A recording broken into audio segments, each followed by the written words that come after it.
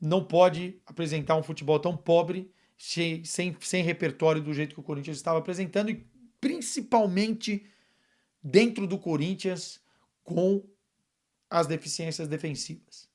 Porque a torcida do Corinthians, de 2007 para cá, vamos colocar desse momento para cá, porque 2005 tinha um time diferente. Antes disso, ali 2001, 2002, era um time que jogava também muito para frente, muito bonito. 98, 99, 2000. Mas de 2007 para cá, o Corinthians se estabeleceu como um time defensivo, que coloca a bunda no chão se for preciso e não toma gol. E foi assim que o Corinthians chegou longe a ganhar os títulos que ganhou, muito por conta, enfim, do treinador que tinha. E esse DNA do Corinthians foi seguindo. E os títulos do Corinthians foram por aí. Eu não acho que o Corinthians tem que jogar mal ofensivamente, não é isso.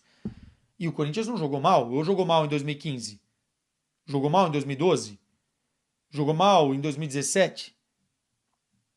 Não jogou mal, teve bons jogos. Mas a característica principal era o equilíbrio defensivo. Com o Ramon e o Emiliano, o Corinthians não teve isso. Não teve isso. Os números mostram. Especialmente desse ano. E para terminar aqui o nosso vídeo, falar do próximo treinador. Dorival, tem muita gente falando, tem gente falando que está muito caro, o Corinthians está buscando outras alternativas. Você tem alguns nomes no mercado, nomes estrangeiros, por exemplo, Luiz Castro, né? Está sem trabalhar, enfim. Outras possibilidades.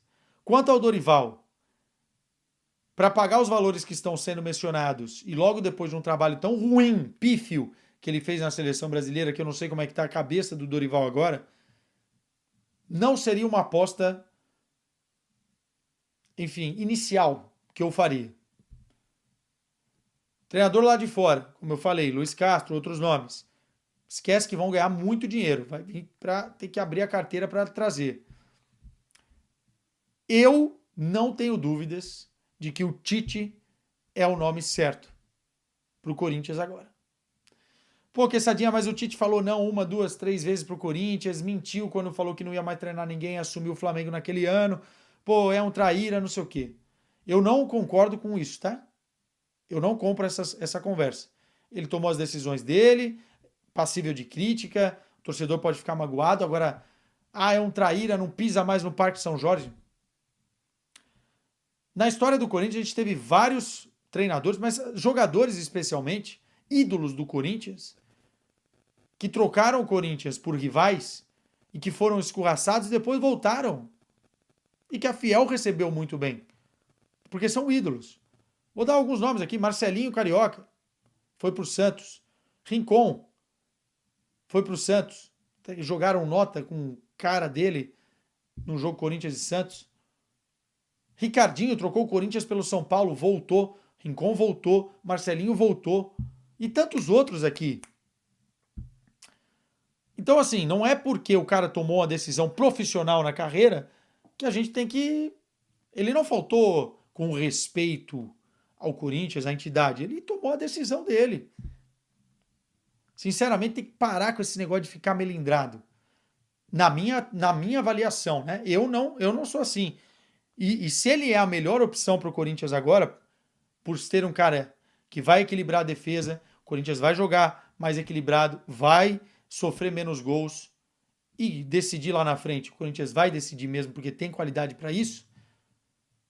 É um cara que conhece o clube, é um cara que é vitorioso no clube, que é o maior treinador da história do clube. Você não pode fechar os olhos para isso. Para mim, teria que ser o Tite. Se o Tite disser não, exponha isso mais uma vez, porque a torcida merece saber no final das contas. Mas você cogitar nomes com o Tite livre no mercado, eu acho um erro. Acho ainda a melhor opção, não só pela história que teve, mas pela história que pode escrever. Você não pode também contratar olhando para o passado. Você tem que contratar olhando para o que o time precisa, as características. E nesse momento o Corinthians precisa mais do que nunca de equilíbrio defensivo que Adenor Bach pode trazer.